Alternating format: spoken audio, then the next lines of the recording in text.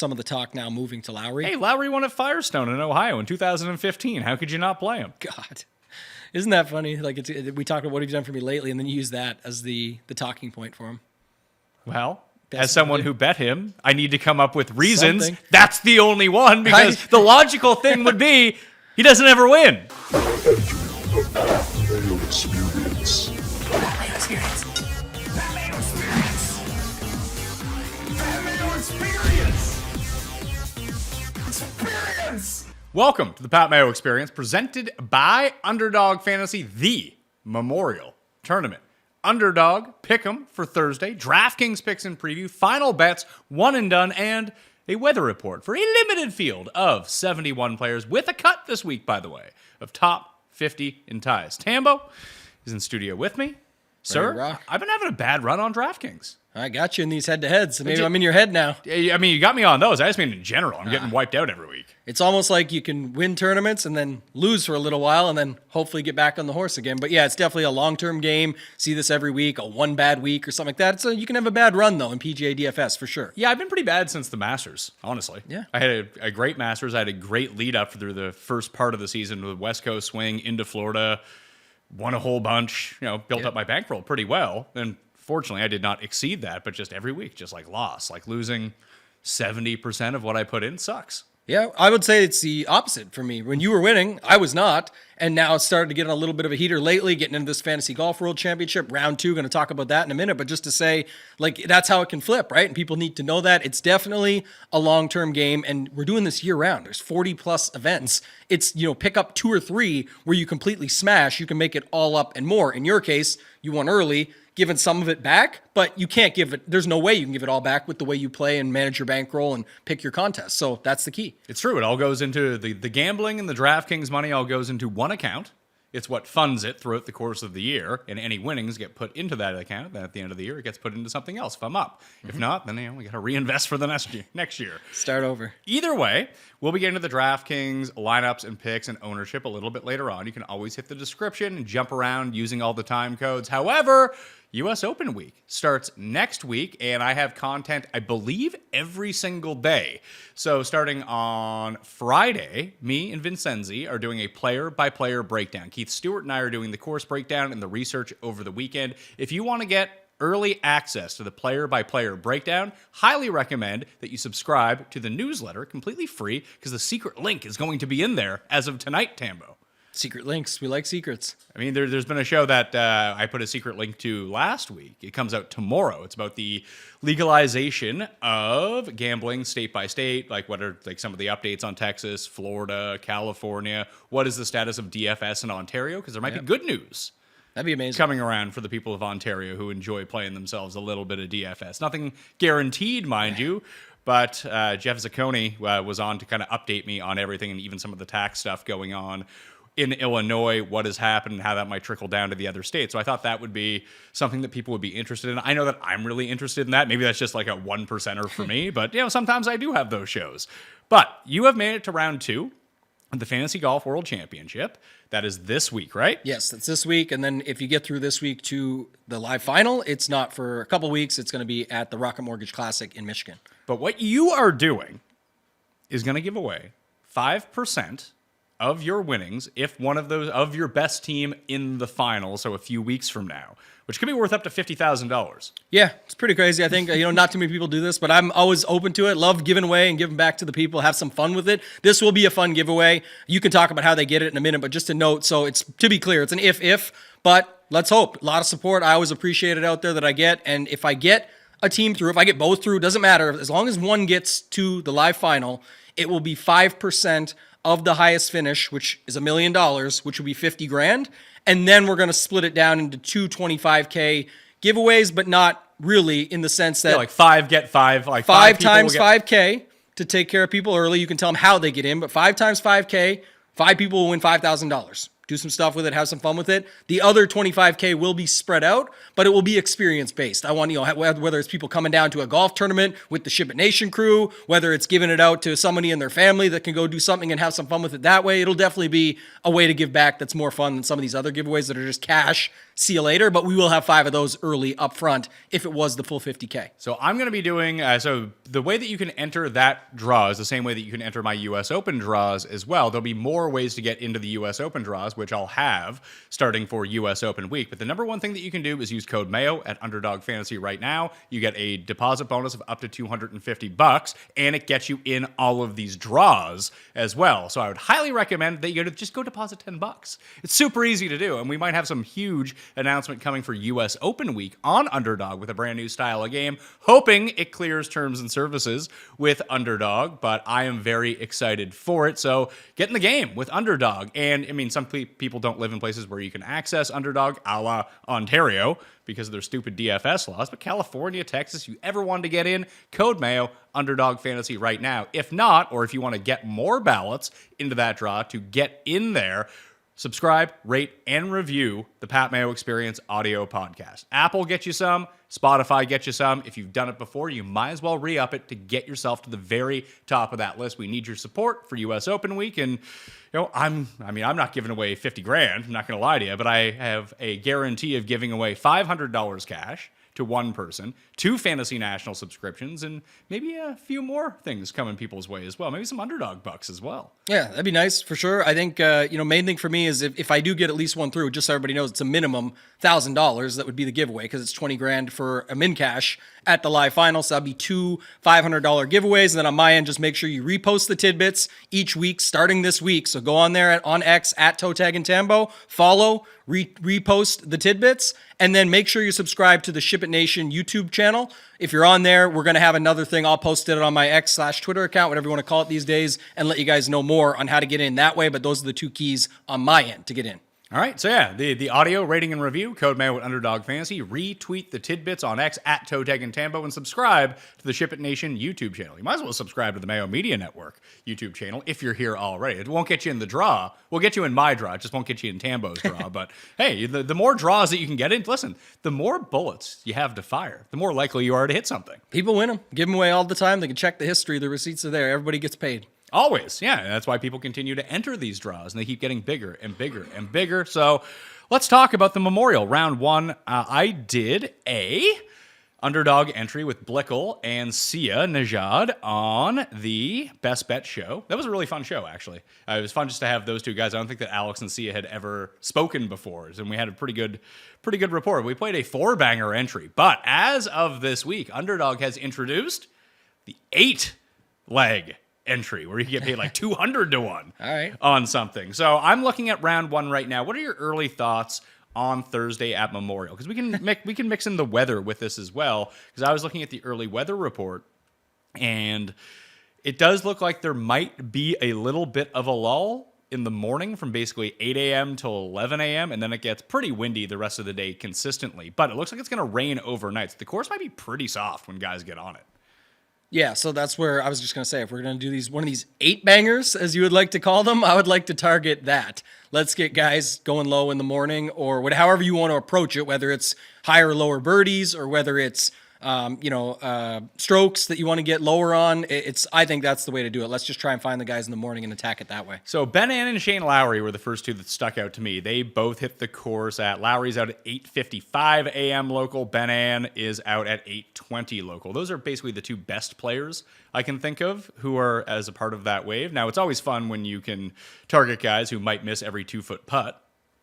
That type of stuff is like, it's going to happen or it's not. I just ignore all of it and just roll with the theory and the strategy. And if that beats us, it beats us. But I like the idea of targeting it. I'm looking here to see Lowry. So this is my question. Like, do you want, it's 4 birdies or better?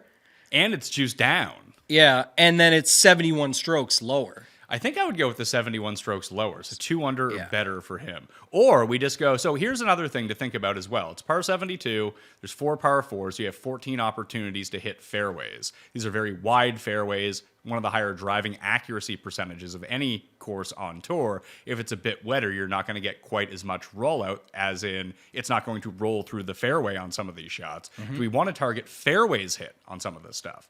Like Shane Lowry, higher than 19 fairways hit. Or sorry, not 19. I'd probably take the lower on 19, but 9 fairways hit higher.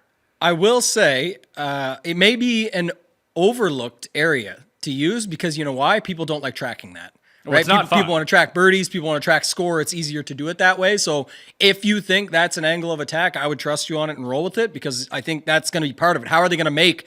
That's kind of the benefit. Like they're not going to really make many birdies or have a lower score if they're not playing out of the fairway typically here. And so that would be a way to target it where they could still bogey or birdie or go over 70, higher than 71, whatever, but you still got after it because of the fairway. So you like higher 9 fairways hit for Shane Lowry. I do. So the average driving accuracy at Muirfield Village over the past 5 years, which is actually skewed up the past 2 since some of the renovations have come out, is 68%, which would be 9.5 fairways hit on average. So Shane Lowry, one of the more accurate players anyway, give him a bit softer conditions, and then that's one that I really like. Yeah, I like him. I don't see Ann. Yeah, Ann's not on here. Is Keegan on here? Keegan. Well, I mean, we can use that bar at the top and go to Keegan. No Keegan available. They know. It's like they've taken out some of the fairway finders, man. the fairway finders and guys who are on the course early. They've actually juiced down some of these guys early as well. Like even someone like Cam Young, who's on the course pretty early, is someone who is like 0.9 birdies or better kind of thing, rather than because he's playing in the morning wave, where if you see some of the guys in the later wave, like Ludwig or something, you get like an extra bonus. You get the scorcher if they're over their birdies or better, which I thought was pretty interesting. Do we have to just trust some of these guys, though, like the Xander Scotties, because we're building this thing up to 8 and just say, yeah, they're not out first thing, but they're out 3 hours before everybody else. It actually does heat up a little bit by the time they get out there, so it's not like it's super hot, but it probably doesn't dry it out completely. It's still round 1. It's early. You could just take them, and they are, like Xander is still only 9 fairways. Xander's only 9 Scotty's fairways? 10, but Xander, to me, in this way of attacking it, instead of trying to find 5 birdies, because it's 4.5 birdies, higher, lower, or instead of trying to beat a 70 out there, let's just have him find 9 fairways, and if he screws it up from there, that's on him. I like that. Yeah, so I really like this angle of attack. I just think, again, people don't like to track it. We'll have to see. I did see one where people were saying, oh, like, that's kind of on the fairway. It doesn't count. I saw this complaint before, but Scotty's 10. Like, Scotty's out. Yeah, I don't know if I want to get into the 10. I would want 10 to be a winner for me. Okay. So the other guys who were down there who were on Sungjae. 8.5. Let's put him. Yeah, because Sungjae, I mean, I want to go look at Sungjae's driving numbers as of late, but generally speaking, one of the more accurate players on tour. So I think it's kind of weird, some of the way they're going about this week in terms of the accuracy numbers. So just let me pull up Sungjae very quickly. FantasyNational.com. This is a great day, actually, to get in on FantasyNational.com/Mayo. Get you 20% off any of the membership levels. But if you get in today, you get Memorial through the week. That means you get all of US Open as well. So that's something that I would probably be on my way to go do. If I didn't have Fantasy National right now, like, why wouldn't you? Spend $8, get 2 tournaments? Boom, You're in. So fairways gained. He had gained on the field every 1, 2, 3, 4, 5, 6 consecutive weeks before Colonial, where he ended up coming in 9th. Actually gained a bit of distance, and that's a very difficult driving course because of the thin fairways. It's a shorter course. You lay back a little bit. So I think that Sungjae call is actually really good. Like 8.5 fairways. It should be much higher. What about Fitz, McCarthy, a couple other guys? What do you see for them? Are they out in the morning? They are. They are? I don't know about Denny. I can never get a good grasp on like what Denny does well outside of making every putt.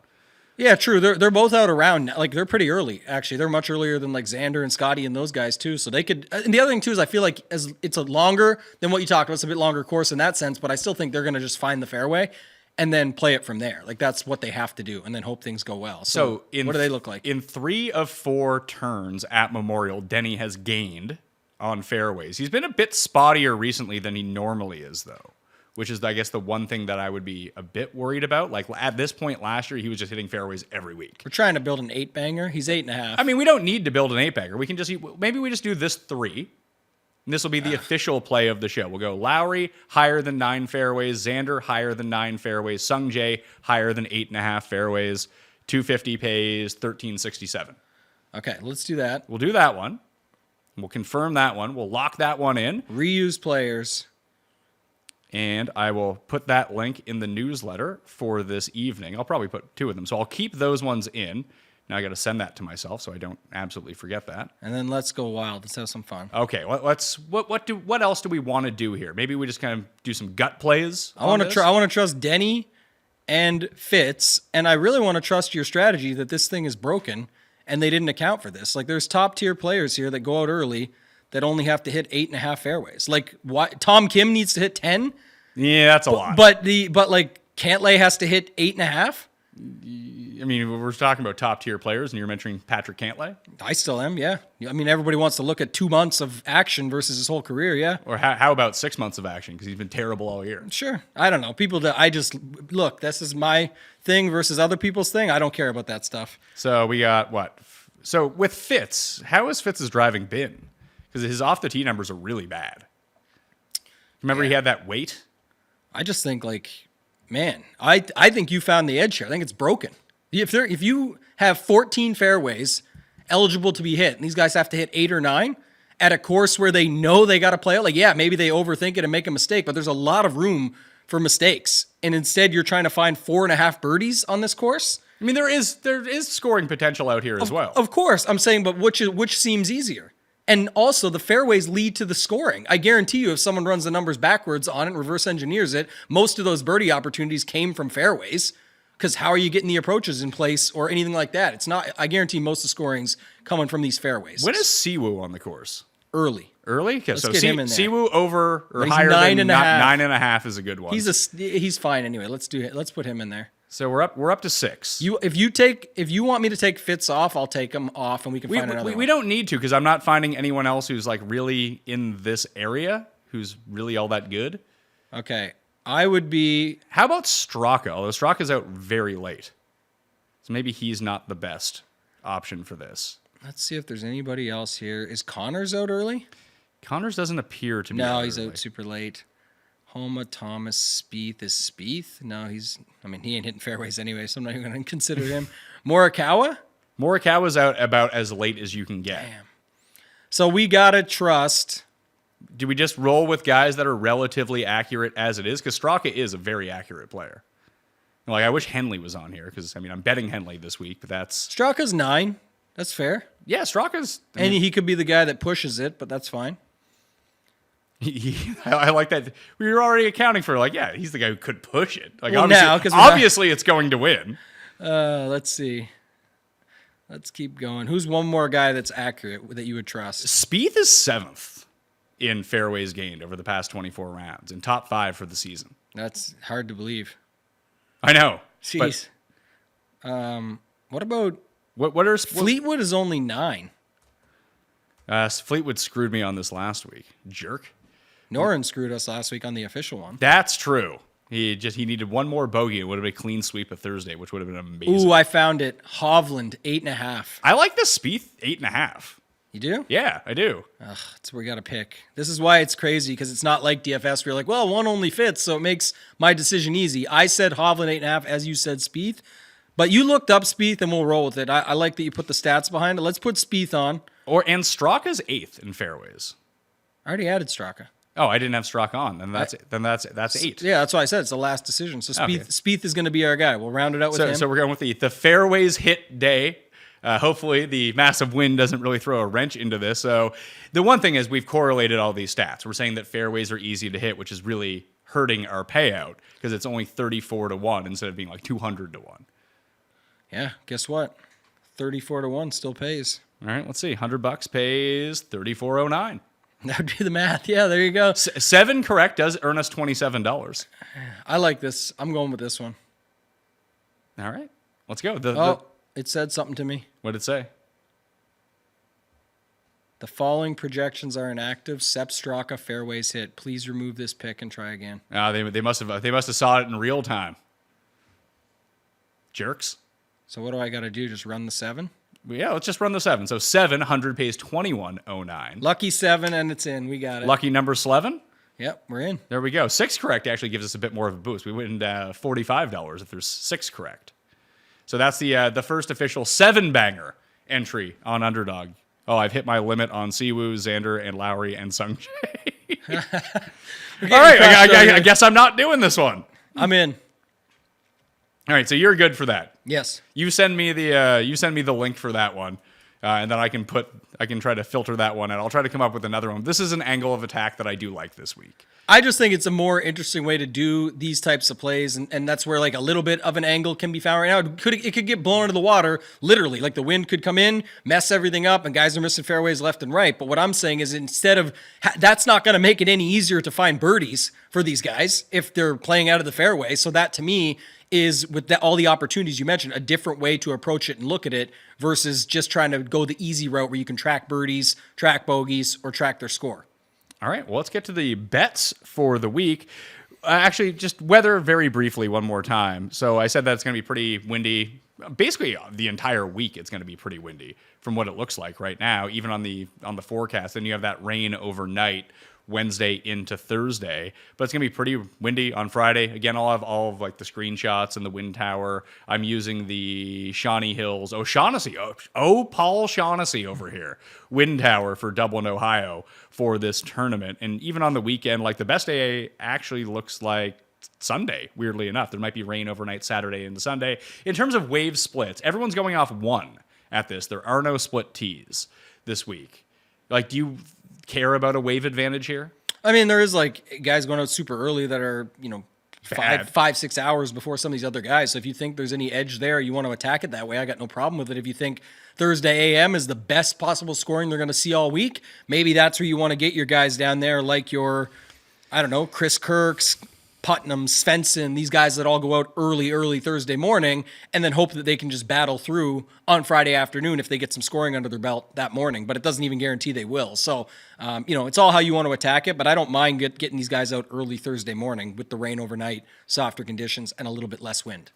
Bets, my finalized card for the Memorial. Victor Hovland, 19-1. Ben Ann, 55-1. I used my 30% boost. It was between Morikawa to boost him up to 20-1, or use Russell Henley and take him from 45 to 58. I took Russell Henley to 58-1. Really like Russell Henley this week. He's been playing these longer courses really well, and I do think that Memorial versus something like Quail Hollow or Bay Hill really puts a premium on accuracy over distance. Now, obviously, if you can be Rory and hit it 350 yards dead straight certain weeks, that's going to be a big advantage for you. Yeah. Unfortunately, not many people actually do that on a week-to-week basis. So long irons around the green have kind of been the bread and butter for Henley. Yes, he always putts better on Bermuda than bent, but he's just been playing these elevated events for 2 months now. He hasn't played in any tournaments that haven't been, and the results continue to be there. One of the better iron players. All the reasons that people are betting Corey Connors this week actually make more sense for Russell Henley, is the way that I would try to spin it, because he can actually chip and putt, and you're not going to hit every green regulation here. So him at 58, Seb Straka at 75-1, Shane Lowry at 75-1. Why? Because I'm a fucking sucker. I actually like Lowry. People didn't like him last week. I bet him last week too. I bet him every fucking week. Putting contest he hasn't won in the U.S. in almost 10 years, and I bet this guy every week. He won the Zurich Classic. That's true. I suppose he got his half win at the Zurich. Counts.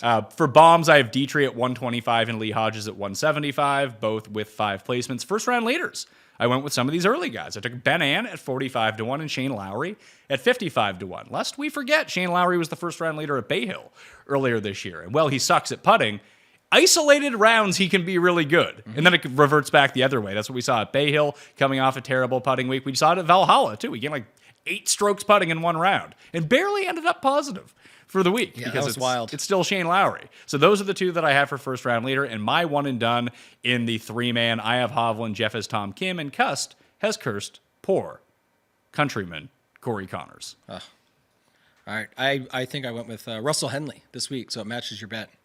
I mean, that works out well. So for the official one and done at fantasygolfchampionships.com, don't forget to get in on Fantasy Golf Championships next year when it reopens. I really want to get up to $1 million like guaranteed prize pool for it. So I've fallen out. No, I'm still in the money in one of them, just out of the money in the other. So just inside the 600th, just 597th place for my best one, 898th. Last week I used probably someone who sucked, I would bet, because I didn't go up. Yeah, I used Thigala. He missed the cut. That's what I used to. Thanks to Hith. Awesome. And then I used Sam Burns on the other one, who came inside the top 10, but really should have been better. He couldn't make a putt on Sunday. Mm-hmm. So what do you want to do this week? I only have so many guys left. This is an elevated event. It's time to use someone big. Who do you got big? I got Morikawa, Hovland, and Ludwig as my top guys who are left for me. It's probably Kawa, Hovland, Ludwig for me, that order. I like Hovland, Kawa, then Ludwig. Yeah, either of those. I would leave Ludwig. Like I get why and whatever, but like you're not completely out of the mix. The other two guys aren't going to be. I think Hovland will be really popular, but I don't know if Kawa will be that far behind. But I kind of like Kawa better. You like to think through the strategy on, especially for DFS, the strategy for me this week where I'm just inside the money. If I want to get to the top, I need to make a move somewhere. The next 3 weeks are so imperative. Right. Yes, I know that there is the Open Championship still left. There's the first 2 rounds of the playoffs, which have pretty high purses, but this is half of that right now. Right now, in the next 3 weeks. Yeah. I was thinking about using Ben Ann. I like Benny Ann this week. This is a course where he's lost in a playoff before. I don't think he's going to be especially popular because I think that a lot of people have not used Vic to this point. He's 80% available. I would think Vic's going to be one of the most. I would guess owned. that he's the most. Yeah, so. Which, I mean, if he wins, I bet him to win. That would be great. If you get your $3.5 million from Vic this week, even if he's 20% owned, you're going to move up regardless. Yeah, my struggle, and I went through this already, and that's why I'm not finalized on it. So I think I used them. I've been thinking back and forth on it. Was with Henley is similar to your Ann thing, which I just don't think as many people will go there. Obviously, a good play this week in DFS. Someone who's talked about you bet Henley, so you think about it. But like these guys just don't win, and it's a lot of money up top. So it's how much do you want to give that up? Like if Ann comes 5th, are you happy with that because you went against the field, but then 4 studs are ahead of him? And what if it's a guy that nobody else is using that you could have plugged in there? So I have Scheffler available on my second team. I'm just thinking about using him next week. Yeah. Trying to think this through right quick because who else is going to be left over next week that people are going to... The live guys. Well, for sure, I was going to start there, right? People probably save Brooks for next week. Cam Smith. Or Bryson.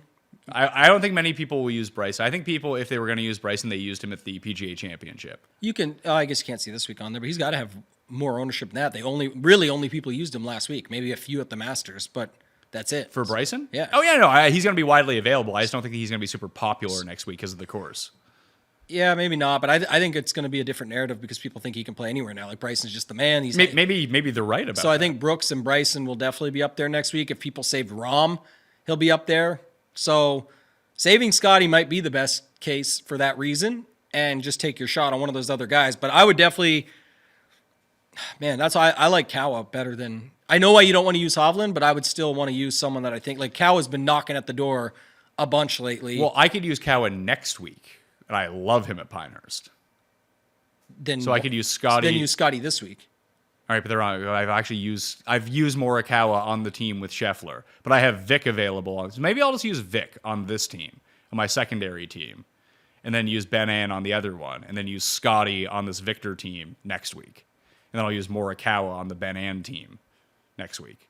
Yeah, mark it down. Don't forget. I'll completely forget. If you're strategizing that way, you got to follow through, I think, unless things change. But I'm saying like you that. also forget that I forget things all the time. I believe when the show happens, I forget what I say like 5 seconds later. Then people will like remind me of things that I've said 2 weeks ago. It's like, man, I'm doing shows every day. I can't be held accountable for what I say into a microphone. Yeah, forget about that.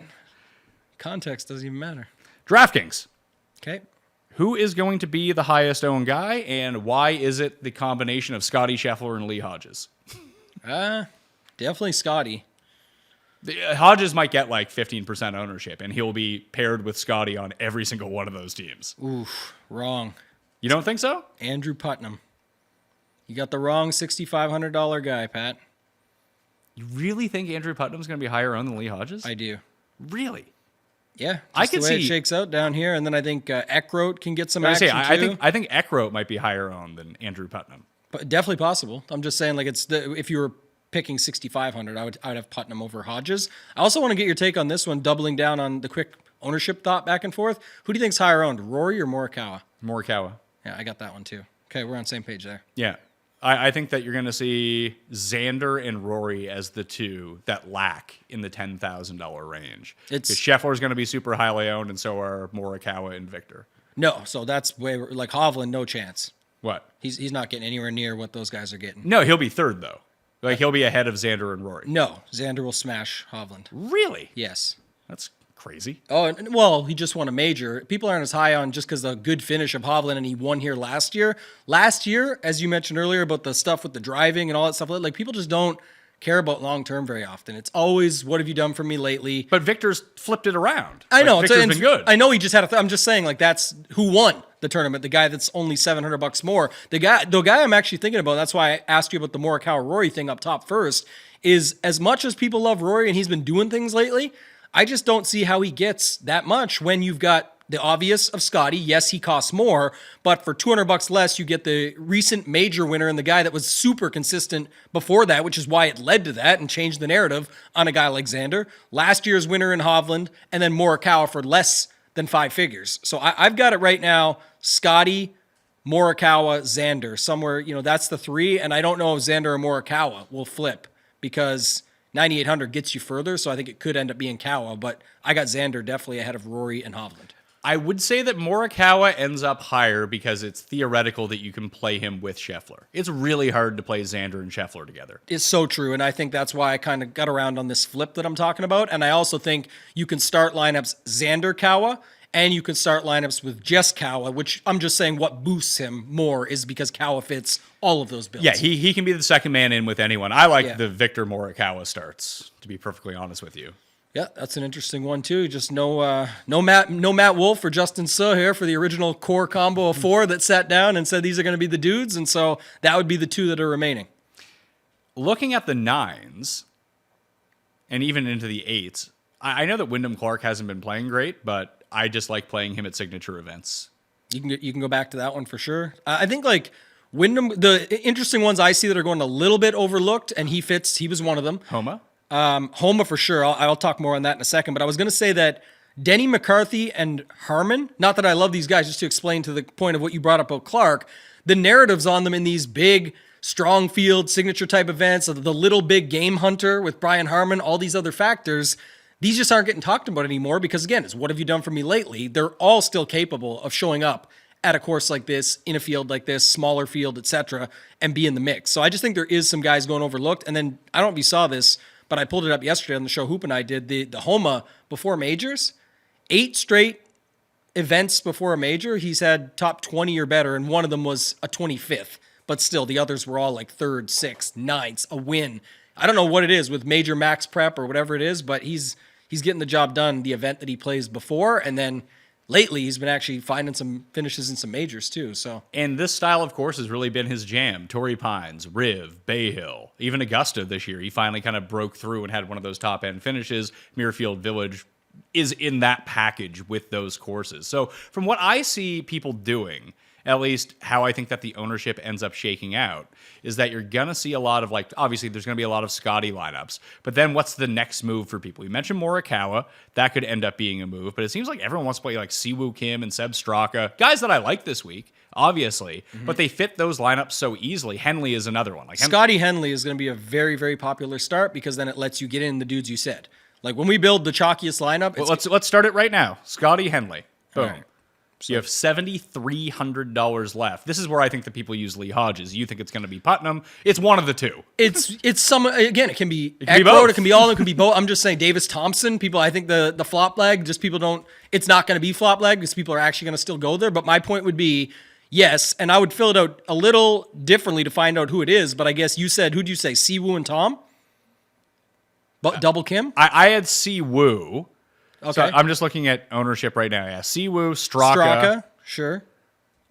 And Yes. then what does Lee Hodges put us to? That leaves us with $7,800 for Tom Kim. Tom if you Kim, there it want is. And so whether this is the lineup, whether it's Hodges or Putnam, I think it's Putnam more popular, but this lineup is the chalk lineup of the week. Scotty, Henley, Siwoo, Tom Kim, Straka, and a $6,500 guy.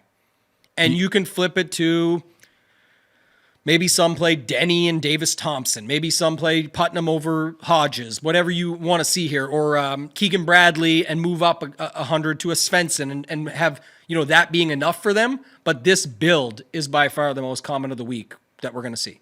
Not enough people are playing Tom Hoagie this week. 7,400. Not enough people are playing anybody 7,400 and below. Well, they're all playing exactly the same guys. I even saw Ricky getting a ton of ownership. So I built the graphics for the player-by-player show that I'm doing with Vincenzi. And of the 41 players that I did graphics for, 2 players over the past 24 rounds are losing strokes tee to green. Do you know who those 2 players are? Ricky Fowler. That's one. Just because you gave me it. Yeah. Put that one on a tee.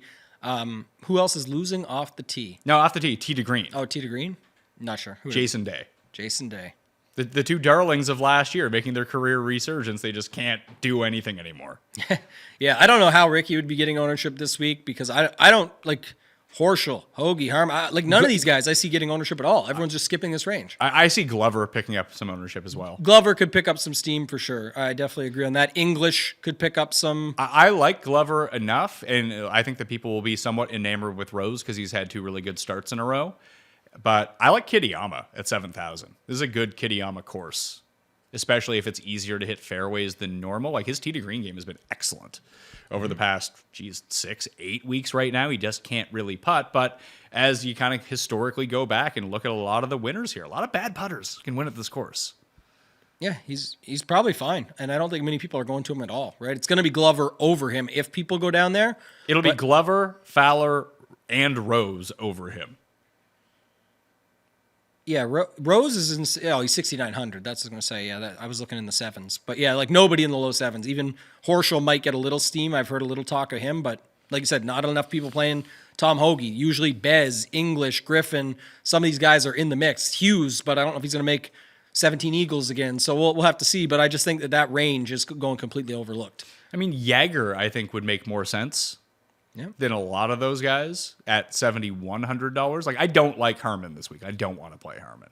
I don't like it. Yeah, nobody does. And I was just more so bringing him up earlier. It's not like one of my favorite guys, just more of saying how earlier on it was always talked about like Clark, McCarthy, Harmon, all these guys, they show up in these fields. They can do well in these big game hunter type events or these smaller top tier player fields. No one's talking about any of them anymore, really. So Henley, Siwoo, and Straka, we think are very common guys to be paired up with Scotty or however you want to make your builds. Those 3 guys are going to be pretty popular as it is. Mm-hmm. Is there a point where you just, like I bet on 2 of these guys to win the tournament? Obviously, I like them as well. But is there a number or some sort of build where you get to be like, yeah, probably not worth it? Yeah, I think it's going to definitely be a decision for anybody in the Fantasy Golf World Championship. I could see, if you didn't know, like last week, Davis Thompson got to 58% or 56%. And if people in a 300-person field still. I mean, if people watch this show and listen to me, they probably weren't in the Fantasy Golf World Championship to begin with. But if they did, I would have warned them about Davis Thompson. Don't want to play that guy at chalk. So that was an example, and I ended up getting 2 of 3 through, and almost the 3rd snuck in, but I played Davis Thompson in 0, not because I didn't like him as a play, and tons of people got lineups through with him, and I get him on paper, but I could just see him exploding to that number. This week, I'm not sure if it's going to be Siwoo, Henley. Like, it definitely feels like it's going to be Henley, Siwoo, and somebody else, and that's what we saw last week with Thompson. Ryo Hisetsune got to 40%. I mean, 33%. Doug Gim was 23%. The WD obviously hurt some people there. It's a cash game last week, so don't get me wrong. I get it. I'm just saying this is what you're trying to balance against. So like you said, when a guy gets to a certain number and you have to make a decision, as always, not who you play, it's how you play him. If you play Henley and Siwoo, even if their ownership's going to explode, maybe that's in like a Hovland Rory lineup or something different that's just where you're going different up top, but similar value plays down low, if that's who you think are the best value plays. Or you start with like Tommy, Wyndham Clark, Homa. Right. And if you do that, then you don't have to keep going off the board. You can laugh at them if their other stuff fails when you've got the value plays that hit that they're on, but then they're big dogs or other guys are letting them down. So I did a show with David and Spencer and Joel last night drafting a team. And this is the team that I ended up drafting. And it's almost like we do towards the end of our show where you can't use the same guy twice. But this is it's very similar to the original lineup that I built because I always try to build one as soon as the pricing comes out. Like, what are my first reactions to everything on the board? So it's Scheffler with Hovland.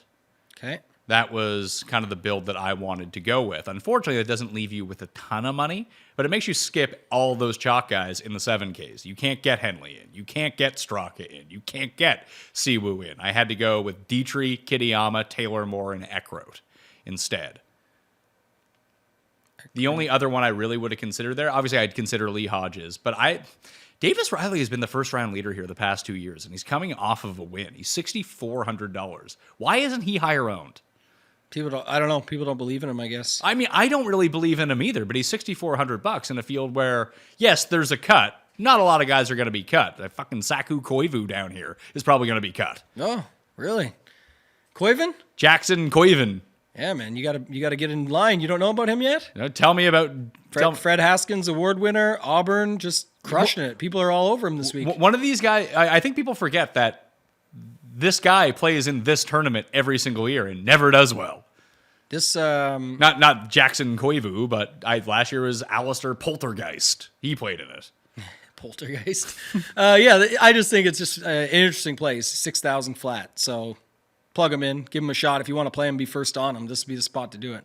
I guess so. I mean, you could play Nick Dunlap. If you want to go down that road, you could play Nick Dunlap, who is essentially this guy, but already has a PGA Tour win, who also no one is playing. I don't want to play him. Yeah, you could. That's one of the things. You could play, like you said, Dunlap, Knapp, Davis Riley, 3 winners this season that are, already showed it and put it out there, but it just depends on what you like for the course setup too and all of that. But that's really the breakdown on it. Nick Taylor has fallen off the map. Mm-hmm.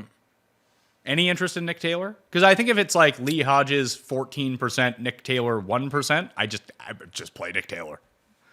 Yeah, it's possible, but you could also be who you mentioned. It could just be Davis Riley. It could just be Seamus Power, 6,300. It could just be, I don't know, it could be Kuchar, 6,100. Could be. I saw people being very upset because the Adam Scott didn't qualify for the U.S. Open, and now they're mad that Adam Scott isn't in this field, but they don't really know why that Adam Scott isn't in this field. There's a very simple answer to this. Brandt Snedeker is sponsored by Workday. No, it's you can only, as a part of the rules of signature events, you can only have 4 sponsors exemptions into them throughout the course of the year. It's why Webb Simpson's not here. It's why Adam Scott isn't here. I think that's also why, is Malnati in the field? He probably got in because he won an event. He won. Yeah, so yeah, he's in, but he was getting those sponsors exemptions early. Why is Keith Mitchell not here? I don't know. And he gagged the U.S. Open spot too. Because Brandt Snedeker is sponsored by Workday.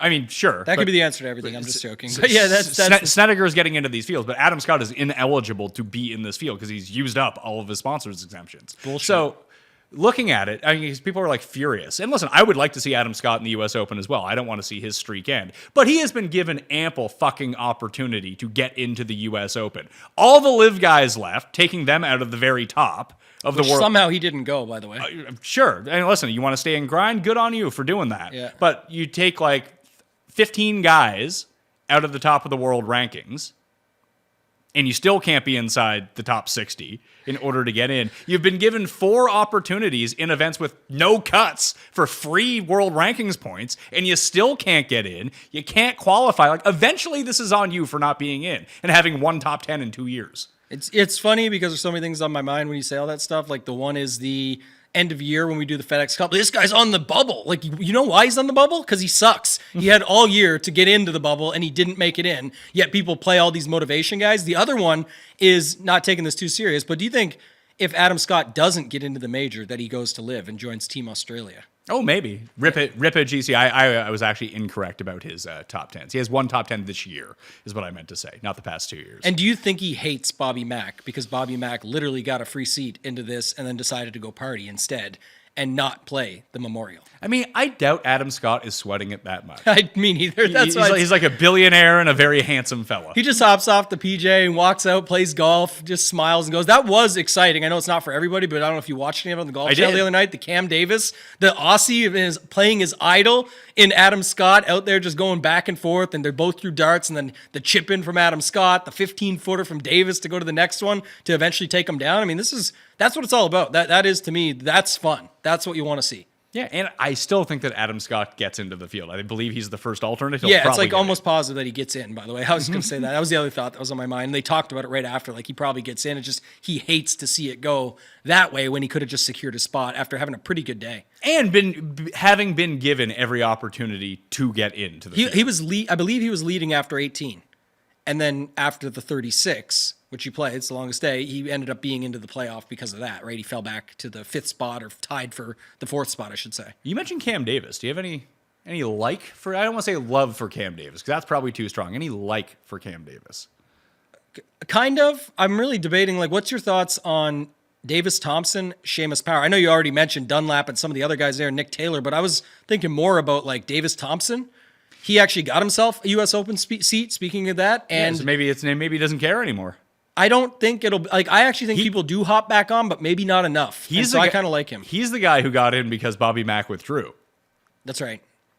Is that right? Yeah, he took Bobby Mack's spot in this field for like the Aeon next 5 up, whatever it might be. But people literally loved him last week. Sure, he didn't really do like it was not great, Bob, but it was definitely not the worst, and he's been so good before. And guys like him and Norin and some of these like Cam Young, like they really didn't do that much wrong last week. They just didn't get it done. They didn't. I mean, Cam Young made far too many double bogeys on a course that wasn't giving up a bunch of double bogeys. Yeah, that was more his problem. And still missed it by a shot. And I don't know if he's going to be the guy. I know people used to say, and again, it's all what he's done for me lately, like I've been bringing up today. But is that the best course for him versus a harder, longer, stronger? I don't know. See, I don't know because he's played these short courses really well. It's a lot like Cam Davis in a weird way. Cam Davis plays the Masters and short courses really well. Yeah. So, which is strange to think about. But in that bottom area, for me, it would be Lee Hodges and Davis Riley. Those would be the two that I would go to. 65 and below. That's where I would populate my lineups. Yeah, like this lineup you just had, going back now to the first topic, was Scotty Hovland. Great start. Like I like that, but it gets pretty tricky after that because you need Dietrich, Kitayama, Ekro, Moore. Like you need a lot to happen. You need those guys to come inside the top 25, and you need to go 1-2 Scheffler Hovland. That's the thesis of this build. Yeah. And so, again, we know it's not like it's going to be a popular lineup or something, so who cares? But I'm saying like that is where I really am struggling to see it this week because, man, especially with the way the winds look over 3 full days and how hard this course can already eat guys up. Remember a few years ago, Xander crushing it and then came out and put up a 8 over round 1. Did end up battling back, by the way, to finish T14 or whatever. But like this course can eat up anybody in a heartbeat when you got 4 guys that I don't feel super comfortable with that can get eaten up. Even if you give 2 of them the benefit of the doubt, it's like you need 4 to come through and you need Hovland to match Scotty. Now Hovland won here last year, so it's hard to argue against these things, but that's where I struggle from a roster construction perspective. It just does seem a little bit tougher, and why I think people like the original build that we did. Oh, for sure, and that's why I like these sorts of lineups a little bit better. You want to talk about getting eaten up? Talk to Austin Eckroat in round 4 last year. Mm-hmm. He was inside the top 5, I think, going into the final round, and finished 30th with a 78 on Sunday. Yeah, that's the worst when that happens. I mean, people feeling so good on Saturday night, talking about it, thinking about it with their lineup. Sunday morning, wake up, it's gonna be the sweat, like get everything ready for the day, and you just watch your dude shoot a 78 over later in the day because he was near the top. It's just brutal. So let's try to build a balanced build. I mean, we can do the Vic Morikawa. Maybe we can get to that in a second. But just after talking it through, like, do you like Ludwig this week? I don't. No. And I don't think that he's getting the ownership discount that I think that we all thought that he was going to get. He became that guy's like, well, no one's playing Ludwig. I'll play Ludwig. I think he's going to go back from what you may see him at. Like I could obviously see him come back to like 10 to 12%. Some are showing 15%. Yeah, I was thinking even 10 to like earlier in the week, it felt like he was going to be a 1% own guy. And then all of a sudden he just started getting ownership. Yeah. So I see that happening. I guess the biggest tricky is like, even if, to me, I think the balanced builds start with Morikawa. I don't think they double down, and that's a different build, like a double stud that doesn't include Xander, Rory, Scotty. When you mentioned Hovland, Cow, we can do that one after. But if you were just building the balanced build with Morikawa, and you go to like what we had with the Henley, the Tom Kim, and the Siwoo, or Straka even, maybe he fits in there. So I here's what I ended up coming up with. You land in a range that people don't like. Okay, so I went more extreme on the balance build. So I went with 3 8Ks and a 9K. So I start with Fleetwood, Wyndham Clark, Homa, and Ben An. I think you can make a pretty compelling. I mean, it's hard to make a compelling case that Fleetwood is going to win a tournament, but be good. It's a good course for him either way. And then you go with Lowry at 79, and then Lucas Glover at 7,000. Who's the third 8K guy as I put Glover in? Homa, Ben An, Wyndham Clark. All right, let me go here. And yeah, it's never going to project good, but this is more of like the grinded out week. Like all these guys hover in the top 20, which is already enough if that happens. Like you could definitely see this be a top 20 leaderboard and feature these 6 guys. For sure. And then you just got to find the one guy to go Billy Horschel on him and figure it out and just be like, oh, shit, there it is. Like, I don't know. I like lineups like this. I do. And it doesn't necessarily need to be Fleetwood. It could be Cantlay or JT or Thigala. It's funny that Thigala and Cam Young have now fallen off. Everyone's like, they're on the shit list now after months and months of not doing anything, yet not going on the shit list. They're on the shit list now. Yeah. So they might just be excellent plays this week. There's definite room for these guys to get, little to no ownership and you to get a ton of points out of them because of the setup here. Like just, Thigala might be 8 to 10% because he screwed everybody last week. Now he's down to 8,800. You mentioned Cam Young. What do I see him right now? Like Cam Young is $7,800. And he's like Fantasy National has him at 4% right Yeah, and even if you put him 7 to 10 range, it's like that's kind of where he's going to come in at. So it is starting to make me think a lot more about these optimal builds that we started with. Like if everybody's just going to land on some 2 to 3 combination of those dudes at that upper 7K range, whether it's Finau, Tom Kim, Siwoo, Bradley, McCarthy, Straka, those guys, Henley, you can avoid it by like this lineup you just built here. You've got Wyndham Clark, who was coming second to Scotty Scheffler and everything going to start the season. You got and granted, he has not been good lately. Sure. Basically, the Masters happened. He's been bad since. Actually, no, he had a good heritage because he putted the lights out. But this is a good course for him. He's played well at Nicklaus Designs in his career, outside of the PGA Championship 2 weeks ago. Yeah, I think it's a week you can definitely take on a lot more volatility forget the projection because the projection is just going to give you the exact same build as the others. I'm not saying I'm not going to use them. I'm saying more of I'm not going to be as worried if I'm like 25 points off or 30 points off because it just doesn't really matter. Like you are stuck in so many similar builds. Even when I went to the Morikawa version of this, you could fit them all. If you just did the Fleetwood version, let me see, would Fleetwood be the guy? Like it's got to be it would be someone like him, let's just say. But you go with what most people would play, like a Henley, a Connors. You put in Siwoo and Tom, and it leaves you, I guess, Wyndham Clark or Thigala money. It projects better than what you just had, but you're on the same dudes, and now you got to be scared because it's like Fleetwood and Wyndham Clark versus Scotty and a punt. Well, don't you like Scotty and a punt no matter what? Like you do. So it's like that's where if you're going against it already, you're almost better to do what you just previously had, which does come up 15 points shy of what I just built for the balanced version. But you got way more outs to the top than the same 4 dudes everyone's playing with Scotty and deciding if your 2 guys, Fleetwood and Wyndham, can beat Scotty and a punt play. That's kind of what you got to look at. So $7,500 is what you're left with if you go Morikawa and Hovland together. Now, if you go Scotty, just Scotty leaves you with $7,500. So even if, let's say, you went Scotty and Glover, that's about a 2v2. It's like $100 off. Oh, I got the best 2v2 of the year right let's here. hear it. Actually, it's Scotty and your $6,500 guy versus the Zurich Classic teammate winners, Rory and Lowry. Rory Lowry is an interesting start. I don't like Rory at this course. I feel like if Rory was ever going to do something at this course, he would have done it at some point in the past 15 years. For sure. And the other one would be Xander and Lowry with $200 left over to upgrade somebody else. Xander's another one. Like Xander comes between 10th and 20th at this tournament every year. Every single year. He's played it 6 times. He has 5 finishes in that range, 0 top 10s. Isn't that weird? And the T14 that's getting included in that was the one like I mentioned earlier where he had to battle back from a 8 over round 1. But that used to be Xander's thing in like no-cut events and these larger events that he'd start out shitty and then like have to battle his way back. That's why Hideki used to be the same way too. That you would put them in these no-cut events and always use them because like, it doesn't matter if they have a shit round 1. They're going to go off and shoot a 62 in one of these rounds if you give them enough reps without the pressure of having to go grind and make a cut. So, yeah, maybe Xander Hideki is the way to do it because Hideki's another one that just... No one's playing any of these guys. I know. You mentioned it, but like Oberg, I know these guys are bad, some of them. I'm just saying them. Oberg, Cantlay, who's been good here. Thomas, who's been good here at times. Matsuyama, Wyndham Clark, Max Homa.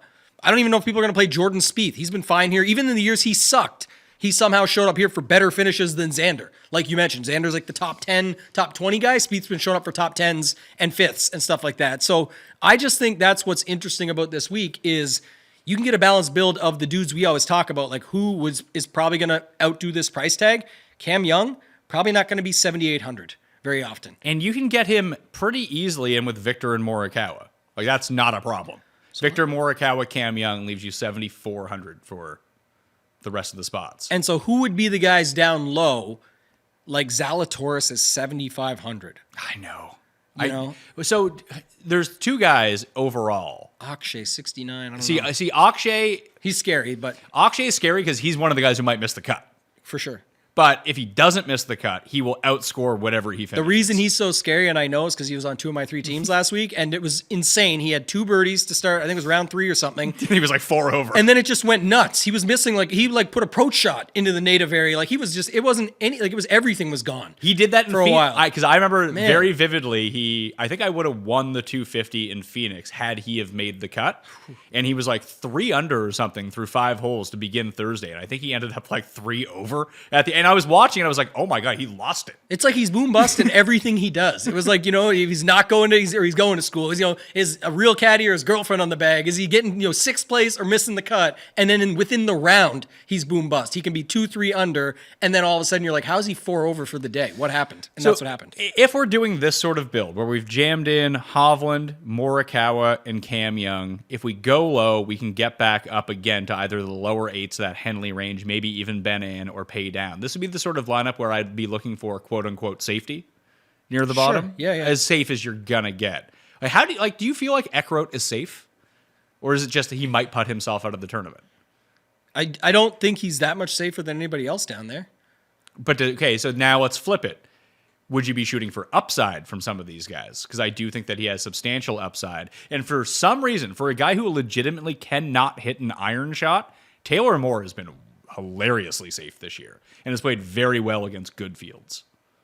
Yeah, I was going to say him. Like you could put him in there, 6,800. Because if it gets hard and people... So this is the weird thing. Like if you gain on approach this week, you're going to do really well. Not a big shocker there. And it's more pronounced at this tournament than almost any other because the green regulation percentage is so low. It's hard to gain strokes on approach this week. So maybe taking a guy who can drive it well, chip really well, and putt really well might actually be the answer to some of these lower end guys. Abe Answer, by the way. Live Houston this week. That's a bet. Is it? Yeah. You're put in? that one down on your list. But yeah, you're right. It might be the answer. And if you go with those 4 to start, you put them in there. You got 77. 77. Now, this was my point earlier, Pat. Again, depending on your field size, the buy-in, whatever it might be, you've already went off the board. Like, you don't have Scotty. You don't have Xander. You don't have Henley. You don't have any of these guys in there. If you're going Cam Young, Taylor Moore, and Hovland, and really Kawa's probably the only guy getting love because we talked about earlier how he fits every build, if you want to land on Siwoo Bradley to end this lineup, I'm okay with it. Like, I really think you're already off the board enough that you don't have to continue down that path. But there is ways where you can leverage further if you wanted to. So, as a 2v2, the one that you just mentioned, the Keegan and Siwoo, is also Straka and Lowry. It's also Eckroat and Homa. Ooh. Like, that's what I'm saying. You just have to know that if you know the numbers, I'm almost positive 6,700 would be... What's Ben An? Yeah, Eckroat. Ben An and 7,000 would be Glover or Kitayama if you wanted to go. See what I mean? Like, this is where... I like that, because I just really like Ben An this week, and it feels like he's not... If this was 2 weeks ago, he'd be 40% owned. I don't get it. He had, like, one really shitty round at the PGA Championship, and he's done. Done for. Yeah. He's actually putting for the first time in his life. What was the second one you said was Lowry? I'm going to get the projections on these just to get an idea and just to see. Lowry Straka was the first one that I had mentioned. Right. That's what it is. So if we go with these ones and get a look at them and sort them out here, it looks like Siwoo and Bradley will pop the most because they're projections, obviously, but Glover or Kitayama. That's what I have in right now. Is right behind it. I like that better. And that's what, half the ownership of the other two, if or less? Yeah, definitely. I kind of like the Eckroat Homa one too. It's interesting, but it feels like more risk. But we can play both. Yeah, I guess my take is, and even in your version of it, you feel good about Ann, I feel good about Homa. If we already feel good about Taylor Moore, I don't include him as much into the package of needing to do a bunch because we're playing him as our first punt in because we believe in this guy and say it's going to be him. Yeah, he's just going to come 21st place. That's all we're saying. Good enough. And then you want like an Eckroat in mine or a Kitayama in yours to be like their boom, get their boom week, which both of them can win. We've already seen it. So what does that look like? I like both those lineups. Like when I'm trying to build all of this out, I don't think so. Guys that because you're going to play more lineups than I'm going to play, obviously. But for me, if I end up playing like 25 this week, so I don't think it's going to be like a huge investment week for me. Like I'm trying to, And maybe it's just I've had a bad 6 weeks after maybe running over my skis for 8 weeks.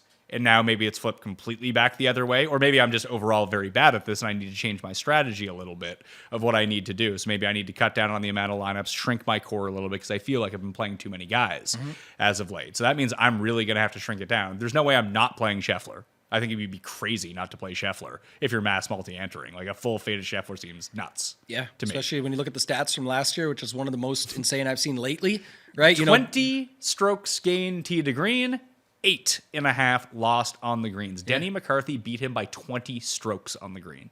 I forget, but I tried to remember this yesterday. Usually I'll go back and check it. Was it a playoff with Denny and Hovland? Yep. Yeah, that's what it was. I'm poor Denny. Denny hooked it right, or he sliced it right just to the right of that bunker in the playoff hole.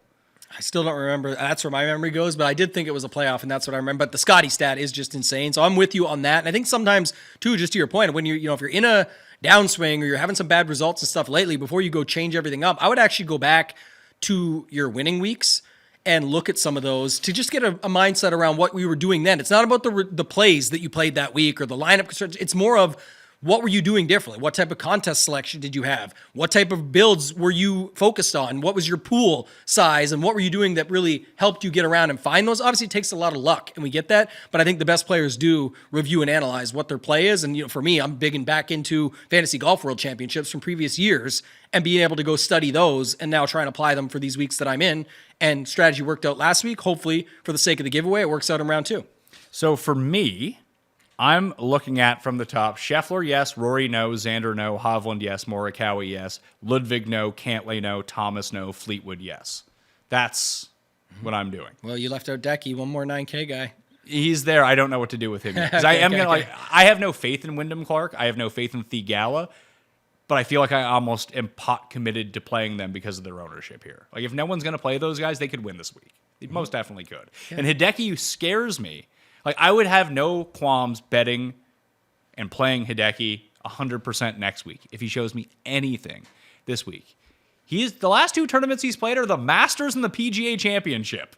And did he WD the week before the PGA Championship? Yep. Yeah, so there's a thing going around right now. It's where I got the Homa idea from. I just looked into it. Someone brought it up. We were doing the Ship It Nation show yesterday, and I was like, I'll just check Homa too. But the thing about Matsuyama was, and what was going around, is he's actually been pretty good the week before a major. But what's on people's mind? What have you done for me lately? The theme of the day, he actually withdrew right before the PGA Champ. So people saying there's no way I can play Hideki the week before a major championship. So, and it kind of worked out too. Like, I mean, I was on him. I bet him at the Masters to win. I believe I ended up betting him at the PGA Championship to win too, because he got dropped down to like 80-1 or something like that following the WD. But the only reason that he even made the cut at the PGA Championship is because he gained over 5 strokes around the green and gained 2 on the greens. His ball striking was piss fucking poor. And it was at the Masters too. So the last 2 tournaments that we've seen him play 4 rounds in, he's been really bad. And that was after being like one of the best players on tour for the first part of the season. Now, he could get that back just like that, and you'd want to be early on Hideki. I don't need him to come in 10th place this week or 3rd place in order to bet him next week. I just need to see the driving and approach numbers come back a little bit. I think that's correct. And I think in tournaments, like you say, especially large fields and stuff like that, like you can get away with a lot more. I just built a quick lineup just to read off to you with all the thoughts that we've said here in the past little bit, but just to note what we always do. This is the balanced version with the 9K and the 3/8Ks. Tell me these guys wouldn't cost more, a year for like Hideki, start with him. Then you can get in Max Homa, Jordan Spieth, Sam Burns, Cam Young, and Will Zalatoris. The ultimate buy low team. The only guy you're missing is Theegala. Yeah, and he fits instead of Homa because there's $100 less. Well, let's do that. Let's so like Homa or Theegala. It's like that's the point. The all buy low team. And this is 20 points off, 25 points, call it, off the projection of the optimal. But like, man, if you're talking about no Scotty, but with Scotty lineups, you're needing the Putnams, the Hodges, the Keegan Bradleys, the Siwoos, the Tom Kims. There's tons of blow up potential in there. There's first round leader, full Keegan blow up potential where it goes away the next day. Versus there's tons of blow up potential in here. But man, these are some names that have won some tournaments that you could mix into the things. There's Masters winners in here. There's a lot of stuff going on in this lineup. Did you say Sam Burns is a part of this lineup? Yes. Okay, you did. Because is he back or is it just wild with him? I don't know. I can't in good conscience play Spieth in any tournament that I enter this week. Okay. Just because I think that he's bad. Maybe, but he's been good here, so maybe that's a possibility. He's been good at lots of places. That he hasn't been good lately. You're right. 2 wins in 7 years for Jordan Spieth. Yeah, 8,600. We just need to hover around and be in Sure. the mix. But this avoids Russell Henley. This avoids Tom Kim, Siwoo Kim, Keegan Bradley, Putnam, Lee Hodges. You say, I know what else it avoids, elephant in the room, Scotty Scheffler. But if Scotty Scheffler does well, first of all, he has to do well. He's going to be in the mix if the other guys don't do much around him. But I think at this tournament, you do have certified killers around him that can get the job done, including the guy that did it last year, Victor Hovland. Xander just won a major. Rory's been on fire lately. Colin's been in the mix. So there's that. But then all those other dudes have to come with Scotty. And that's where it could be troublesome after even 2 days. There is a cut here, let alone 4 full days of them on a course like this in these potential conditions. I just turned Spieth into Ben An. Yeah. That's what I feel better Which about. is what you feel better about, and he's already another guy that could fit. Yeah, and you just leave 200 Ben Ann's bucks on like the- Xander Schauffele light. He just needs to get a win to turn his whole thing around here, man. Like, the guy's been in the mix. He's playing well. He's just got to get that win, and then we'll put you up in a little bit of a higher echelon. But this right now, it's just been frustrating. And this was the site of his best chance for a win on the PGA Tour. I guess that Wyndham, I was going to say. but he had he had better guys chasing him down here, but he had this win in the bag. And then Bryson kind of came and took it from him. He ended up in that 3-man playoff with Kyle Stanley, of all people, and Bryson in 2018 and lost it. I remember because I bet on Ben An that week. Fun the times. Sedgefield one I remember, though, but isn't like 17? He went into he hit the fairway and then just rolled out into that thick rough. And No, it was like, I believe that was CT Pan who you're thinking of. Oh, maybe. Because Pan had it and then gagged it on the final hole because he drove it through and made double bogey and lost. It may have all been the same year because I think JT Poston ended up winning that year. But Ben An, I think that's right. Ben An hadn't made a bogey through 70 holes. And then he bogeyed the 71st. That's what I'm remembering. I knew there was something about the second last hole. So yeah, that's what the stat was. So the weird thing about Ben An recently is that, he had one really bad iron round at the PGA Championship, which skewed a lot of his numbers. But his around the green game has been really bad recently. For a guy that's been inside the top 5 around the green for 7 straight years. Even when he lost his game, that was one part that never lost. So I'm just kind of banking on that coming back around. Yeah. Man, like I said, with him, I like to play either way at 84. I don't think enough people are getting there. I was going to say that Decky could also be Justin Thomas. When it's funny when you were talking, when people saw it on the screen, I took out Decky, put in Justin Thomas, and moved it back. Yeah, that's at least interesting because it's I think, what do you like? Decky and Spieth or Ben An and JT? I think I like Ben An and JT. I think I do too. I'll play both those. And then you get the Gala, Burns, Young, Zal. You get all those dudes, man. That's a nice lineup. Who's at 74? There was actually, you know what? I'm going to change this up because I like Zal and Cam Young just based on what we were doing. I like Lowry and Hoagie more as a 2v2. I got to play all these now. So Thomas, Theegala, Ben An, Burns, Lowry, Hoagie. Yep. I think this because I thought Colonial was going to be the week for Tom Hoagie, and it was. He ended up coming 13th or something like that. But it's not like he hasn't been lingering. There's a reason that everyone liked Tom Hoagie at all these places, and then now everyone's just out. He's kind of in that Theegala and Cam Young mix.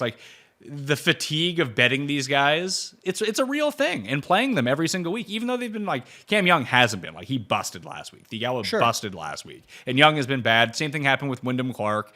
He busted at the Masters. People went back. He came third. Then people went back at Quail Hollow, and it didn't work out. He's been pretty bad recently. But Hoagie hasn't even been bad. He's just people are getting sick of him. Because he didn't do it yet. I think you need this lineup, excuse me, that you had was good already, but I just found another one was if I go to Max Homa, I can get back to Zalatoris, where I just think these guys are just all way down. If you get Homa, Burns, Lowry, Zal, JT, Ben An, those are all guys that can make a cut. I like be Zal battling it out, and you can find a winner in here. I know this is sort of antithetical to what you always say, but I like Zal as a bet more than a DraftKings play. Because I think if it goes wrong, it goes real bad. Mm-hmm. But if it goes right, he could win, which would make him good on both, but I would cash in more on the outright winner. Yeah, if it's going to be more of a play for me on DraftKings because of Straka, Keegan, Siwoo, Tom Kim, Finau, we didn't even talk about as much, but he could get some love there at 79. That's the thing. It's funny because when I did the draft last night, there was a crowdsource as well making picks, and Finau ended up going in the first round of the draft, the 4-person draft.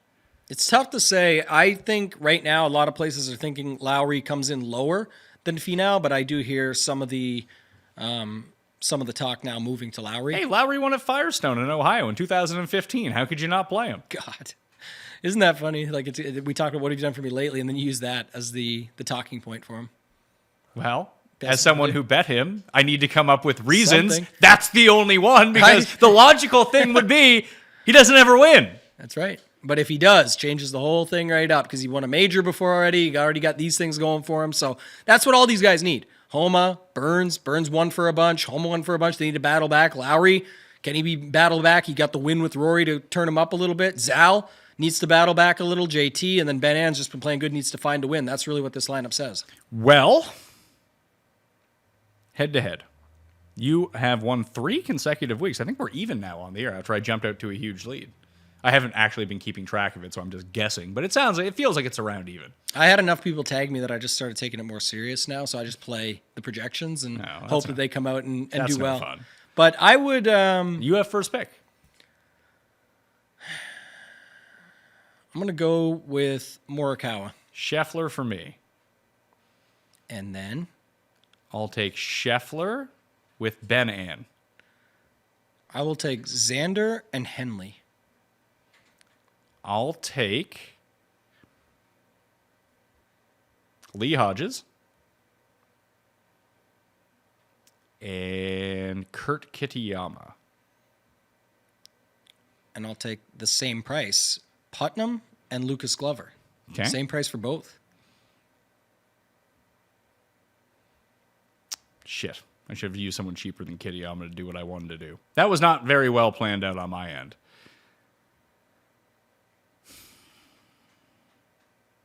If I take Straka, who do I get? It's 81. Noren? Ugh. Hoagie gets me fits. Hoagie gives me fits, but I don't know if I really wanted to get me fits. I'll take Lowry and Straka and leave 200 on the table. And I'll round out with Tom Kim. So you have Scotty, Ben Lowry, Ann, Straka, Kitayama, Ben Ann, and Lee Hodges. and Lee Hodges with $200 left on the table. And it's close, but I've got Xander, Morikawa, Russell Henley, Tom Kim, Lucas Glover, and Andrew Putnam. Okay. It's another week where, what is this? 16 points, I got you. All right. Projections, see if they can keep pulling off the win. I hope not. It's funny because the weeks that I won the GPPs and we did the head-to-heads were the ones where I was legitimately a 40-point projections underdog. So going back to your winning weeks and what you were doing I is need you to were be- playing off the board and not worrying about what everybody else is doing and the projections are saying and the optimal plays and all of that. And you were just playing your guys. And sure enough, they were finding their way to the top of the leaderboard because you had clear leverage built in. FantasyNational.com/Mayo gets you 20% off, and the weekly membership from Wednesday to Wednesday will get you Memorial, everything you need to know, and access to the leaderboard app, which is like the number one best thing you can do. But remember how we always talk about Paul using the leaderboard app to hit these top 10s? I did it last week with Vic Perez. You got it? It's great. I was just looking at it. I was like, man. What a round 4 from him, too. Was round it? 3 was when you saw it, but round 4 it came through. He was in my my best lineup last week. I loved Vic Perez last week. But We had a lineup from the show that I used. Yeah, that was in, my best lineup that last he was week. doing all right. That I was Yeah. like, okay, check this out. But that's how I got to him. So FantasyNational.com/Mayo, 20% off. The weekly gets you Wednesday to Wednesday, plus access to the leaderboard app and everything like that. So go do that today. Follow Tambo on X at @ToeTagAndTambo and retweet his tidbits to get into the potential $50,000 draw. And that will actually get you ballots into all my giveaways for the U.S. Open as well. And go subscribe to the Ship It Nation YouTube channel in order to get into that draw. From my end, what you need to do is use code Mayo at Underdog Fantasy. Right now, get a deposit bonus of up to $250. I mean, put in $10, get your other $10, play the 7-banger entry that we had a little bit earlier. You got to send me that link, by the way. Yes. Yeah, send me that so I can remember to put it in and try to play. Maybe I'll make a different version of it later because I can't play that one. But either way, Fairway's hit. that gets you in the draw for that, as well as does leaving, subscribing, rating, and reviewing 5 stars, mind you, on Apple Podcasts and Spotify for the Pat Mayo experience. So even if you've done that before, please go do it again. We need a little bit of a boost for US Open week coming up. That will do it for me. Sub to the newsletter for more content coming out Wednesday evening, including The Secret Show with Matt Vincenzi, breaking down the top, 45, 50 players at the top of the board in the US Open for Pinehurst next week. All right, I'm Pat Mayo. Thanks for watching. See you next time. Pat Mayo experience. Experience.